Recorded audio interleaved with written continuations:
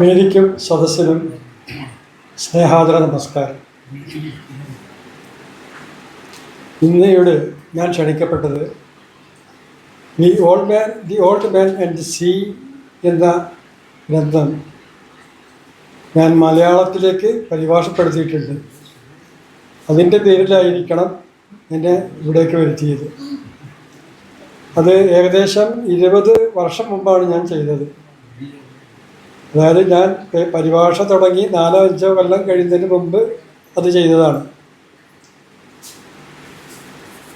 ഇപ്പോൾ ഈ അടുത്തത് ഞാൻ വീണ്ടും വായിച്ചു നോക്കി. അന്നത് അതിൻ്റെ പ്രത്യേകതകളൊന്നും എൻ്റെ തലയിൽ കയറിയിട്ടുണ്ടായിരുന്നില്ല.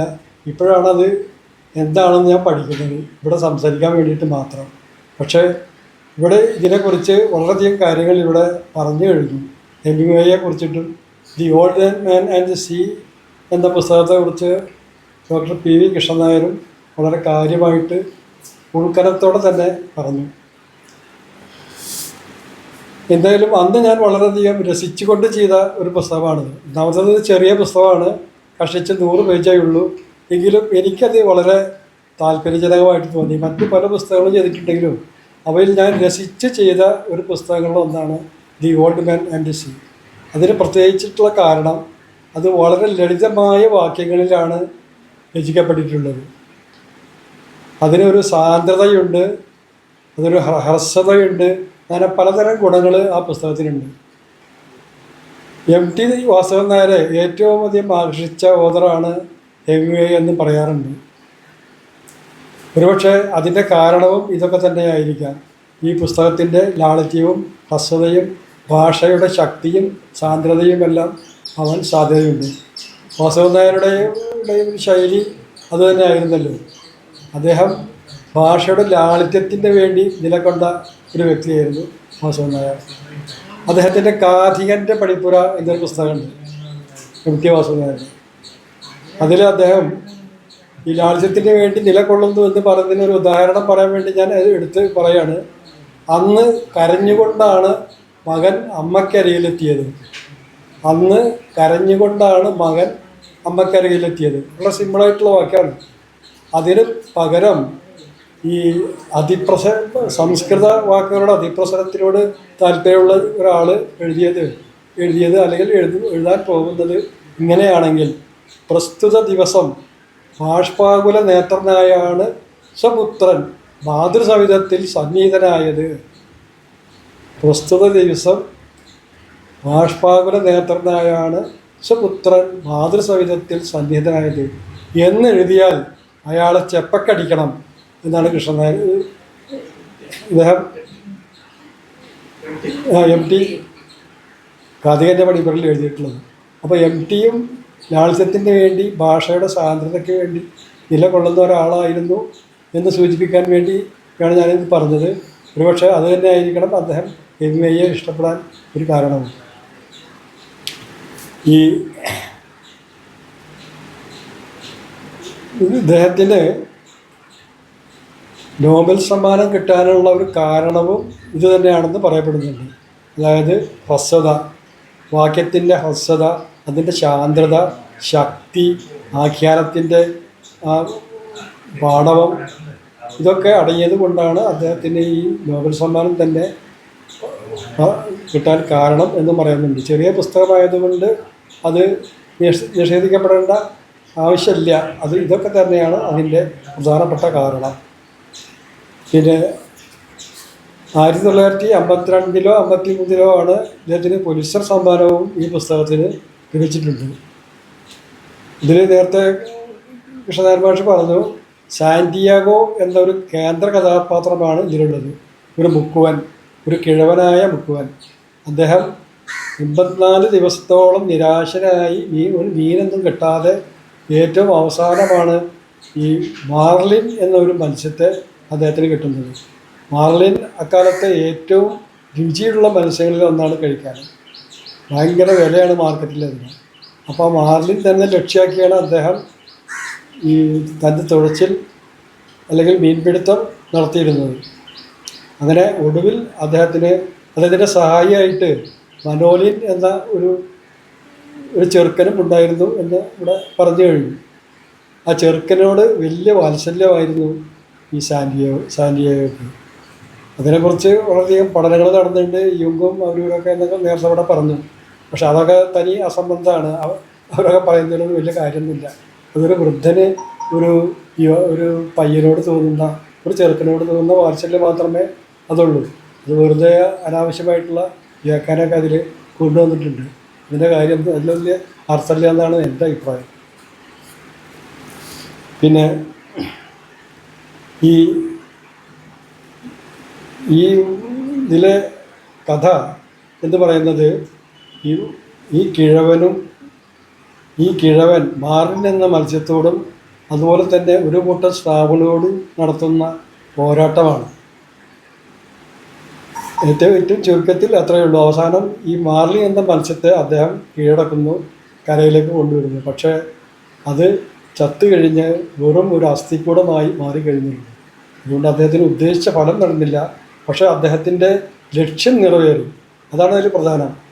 ഒരിക്കലും പ്രതീക്ഷ കൈവടിയാതെ, ഈ 84 ദിവസവും പ്രതീക്ഷ കൈവടിയാതെ അദ്ദേഹം ഈ മത്സ്യത്തിന് വേണ്ടി വേട്ടയാടൽ തുടരുകയായിരുന്നു. ഒരിക്കലും നിരാശനായിട്ടില്ല. ഒരു സമയത്തും അദ്ദേഹം നിരാശപ്പെട്ടിട്ടില്ല എന്നതാണ് അതിൻ്റെ പ്രത്യേകത. എൻ്റെ ആ പയ്യൻ കൂടെ ഉണ്ടായിരുന്നെങ്കിൽ എത്ര നന്നാകുമായിരുന്നു എന്ന് പലപ്പോഴും ആലോചിച്ചിട്ടുണ്ട്. ആ ചെറുക്കൻ അത്രയധികം സ്നേഹമുള്ളവനുമായിരുന്നു അദ്ദേഹത്തിന്.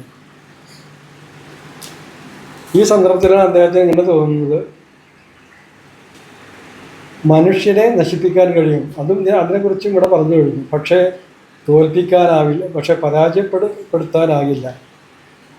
നശിപ്പിക്കാൻ കഴിയും, പക്ഷേ പരാജയപ്പെടുത്താനായില്ല. അത് നമ്മളെ രാഷ്ട്രീയക്കാരൊക്കെ സാധാരണഗതിയിൽ ധാരാളമായിട്ട് പറഞ്ഞു പോകുന്നതാണ്. ഇപ്പോൾ ഹിന്ദുത്വവാദികൾ ഗാന്ധിജിയെ കൊല്ലാൻ വേണ്ടി കൊന്നു. പക്ഷേ പല പ്രാവശ്യം കൊന്നു. പക്ഷേ അദ്ദേഹത്തെ ഒരിക്കലും തോൽപ്പിക്കാൻ കഴിഞ്ഞിട്ടില്ല. ഇപ്പോഴും ഗാന്ധിജി പൂർവാപരി നമ്മളെല്ലാം സ്വാധീനിച്ചുകൊണ്ടിരിക്കുകയാണ്. ലോകത്തെ മുഴുവൻ സ്വാധീനിച്ചുകൊണ്ടിരിക്കുകയാണ്. അതിൻ്റെ ഏറ്റവും നല്ല വളരെ ദീർഘദർശിയോട് കൂടിയിട്ട് ഹെമിംഗ്വേ പറഞ്ഞ ആ വാക്കുകൾ നമ്മൾ ചില്ലിട്ട് വെക്കേണ്ട ഒരു സംഗതിയാണ്. പിന്നെ ഇത് ആത്മകഥാംശമുള്ള ഒരു നോവലാണെന്ന് പറയാം. ചെറിയ നോവലാണെങ്കിലും സാൻഡിയേഗോയോട് ബന്ധപ്പെട്ട ഒന്നാണ്. അദ്ദേഹം സാഹസപ്രിയനായിരുന്നു എന്നിവിടെ നേരത്തെ പറഞ്ഞു കഴിഞ്ഞു. കാൾപ്പോരിലും മീൻപിടുത്തത്തിലും യുദ്ധത്തിലും അതുപോലെ വേട്ടയാടലിലും അങ്ങനെ പല കാര്യങ്ങളിലും അദ്ദേഹം സാഹസികനായിരുന്നു. അദ്ദേഹത്തിൻ്റെ ജീവിതം തന്നെ സാഹസം നിറഞ്ഞ ഒന്നായിരുന്നു. അപ്പോൾ ആ നിലയ്ക്ക് ഈ നമ്മുടെ സാൻഡിയാഗോ വളരെയധികം കഷ്ടപ്പാടുകളും ബുദ്ധിമുട്ടൊക്കെ സഹിച്ച് മീൻ പിടിക്കാൻ തന്നെ ഒരുങ്ങുകയാണ്. അല്ലെങ്കിൽ മീൻ കിട്ടുന്നില്ല എന്ന് കാണുമ്പോൾ അദ്ദേഹത്തിൻ്റെ 2 ദിവസം കഴിഞ്ഞാൽ മടങ്ങിപ്പോരാമായിരുന്നു. അദ്ദേഹം മടങ്ങിപ്പോരുന്നില്ല.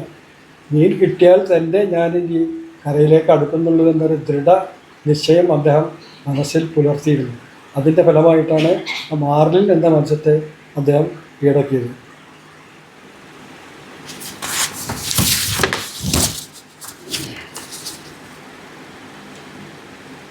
അദ്ദേഹം കരുത്തനായ ഒരു വ്യക്തിയായിരുന്നു എന്നൂടെ നോവലിൽ എവിടെ പറയുന്നുണ്ട്. ഒരു നീഗ്രോയുമായി, ശക്തനായ ബലവാനായ ഒരു നീഗ്രോയുമായി പഞ്ചപിടുത്തം നടത്തിയിട്ടുണ്ട്. അതിൻ്റെ പല്ലിൽ നിന്ന് രക്തം വമിക്കുന്നത് വരെ അത് നീണ്ടു നിന്നു. അവസാനം ആരും തോൽക്കാതായപ്പോൾ അത് സമനിലയിൽ അവസാനിക്കുകയുണ്ടായിരുന്നു. പലർക്കും അത് കാത്ത് മണിക്കൂറുകളോളം നീണ്ടുന്നു. അവർക്ക് സഹിക്കാൻ വയ്യാണ്ടായി. അങ്ങനെ ആ ഒരു അവസ്ഥയിലാണ് അദ്ദേഹം അത് അവസാനിപ്പിക്കാൻ തയ്യാറായത്.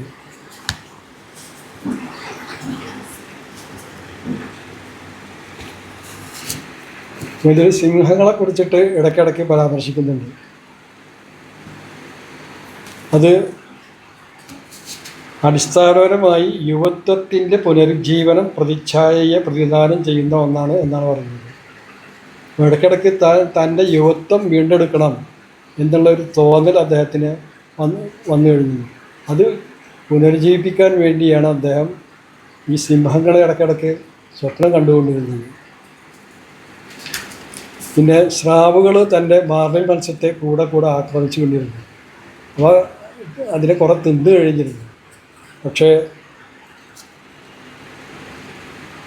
ഈ സ്രാവുകൾ ഇവിടെ തിന്മയെയാണ് പ്രതിനിധാനം ചെയ്യുന്നത്. ഇതിന് ഒരു അന്യാപദേശ സ്വഭാവമുണ്ട് ഈ നോവലിന്. അതായത് ഒരു അലിഗോറിക്കൽ ഇമ്പോർട്ടൻസ്. ഒന്ന് മറ്റൊന്നിനോട് വേറൊന്നിനോട്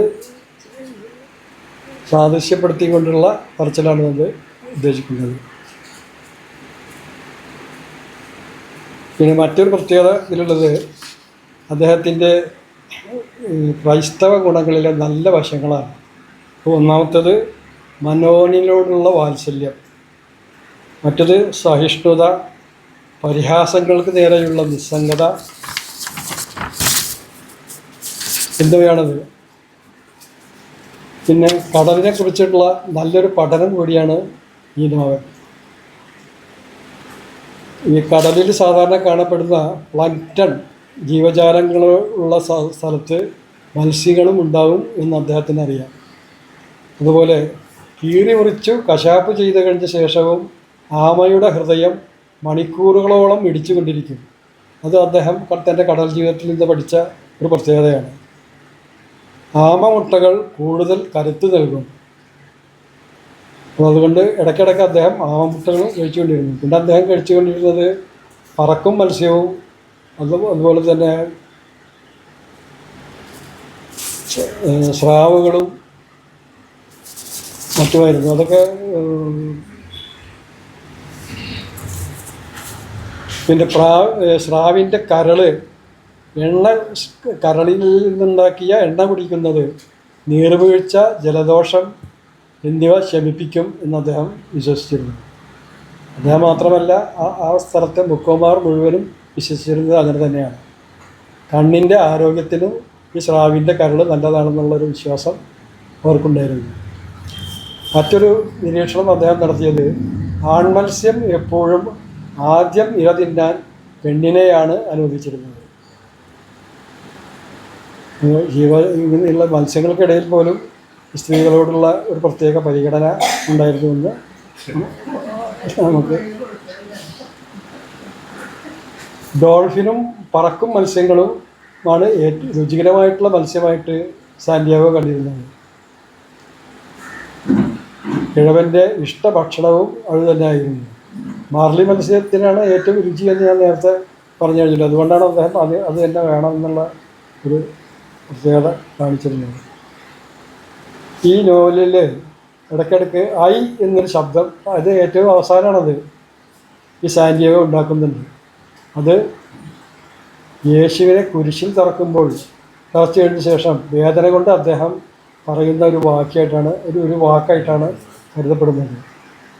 പിന്നെ ഇഴവൻ മുകളിലെത്തിയതോടെ വീണുപോയി. ഈ ഒരു പാമരം ഏന്തിക്കൊണ്ട് കിഴവൻ നടന്നുകൊണ്ടിരിക്കുകയാണ്. അങ്ങനെ കുറേ നടന്നപ്പോൾ കടലിൽ നിന്ന് കരക്ക് കയറുമ്പോൾ ഇടയ്ക്ക് വീഴുന്നുണ്ട്. 5 തവണ വീണു എന്ന് പറയുന്നുണ്ട്. അതുപോലെ യേശുക്രിസ്തുവും തൻ്റെ കുരിശ് വഹിച്ച് നടക്കുമ്പോൾ പലതവണ വീണതായിട്ട് പറയുന്നുണ്ട്. അപ്പോൾ യേശുക്രിസ്തുവിനോടാണ് ഇവിടെ അദ്ദേഹത്തെ ഉപമിക്കുന്നത്. ഒരു അന്യാപദേശ കഥ എന്ന് നേരത്തെ പറഞ്ഞത് അതുകൊണ്ടാണ്. ഇത് കുരിശാരോഹണത്തെ ഓർമ്മിപ്പിക്കാൻ ഉപയോഗിക്കുന്ന ഒന്നാണ്.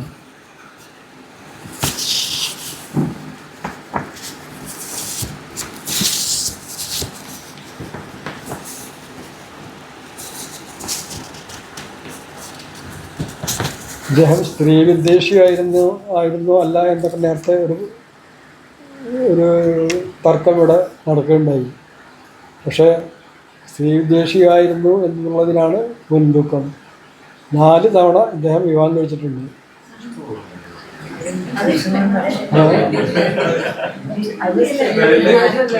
അല്ല, അത് കാരണം എന്ത്? ഒരു സ്ത്രീയെ വിവാഹം കഴിച്ചു കഴിഞ്ഞാൽ അവരുടെ ഇഷ്ടമല്ല. അപ്പോൾ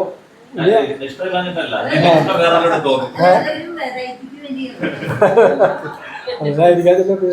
അപ്പോൾ അത് ഉപേക്ഷിക്കും, അപ്പോൾ വേറെ നോക്കും, അത് നന്നാകുമെന്ന് വിചാരിക്കും. പക്ഷെ അവിടെ ഇഷ്ടമില്ല. പിന്നെ ഇദ്ദേഹത്തിൻ്റെ അച്ഛൻ തോക്കുപയോഗിച്ച് ആത്മഹത്യ ചെയ്യുകയായിരുന്നു. അപ്പോൾ അതിൻ്റെ കാരണക്കാരി തൻ്റെ അമ്മയാണ് എന്നൊരു വിശ്വാസം അദ്ദേഹത്തിനുണ്ടായിരുന്നു.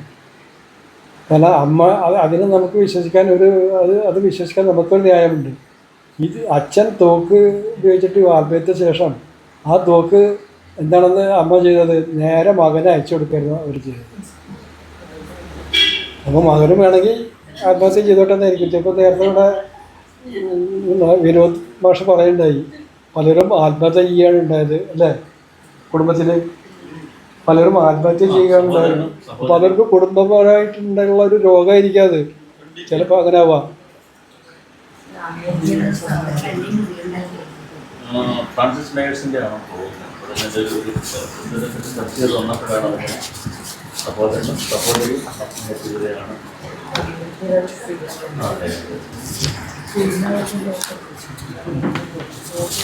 ഇങ്ങനെ ഉള്ളൊരു പ്രത്യേകതയുള്ള നോവലാണ് ഇത്. കൂടുതലായിട്ടൊന്നും പറയാനില്ല, ചെറിയൊരു നോവലാണ്. ഇത്രയും കാര്യങ്ങൾ പല കാര്യങ്ങളും ഇവിടെ പറഞ്ഞു കഴിയുകയും ചെയ്തു. അതോടുകൂടി ഞാൻ നിർത്തുകയാണ്. ഇത്രയും നേരം കേട്ടതിന് നിങ്ങൾക്കെല്ലാം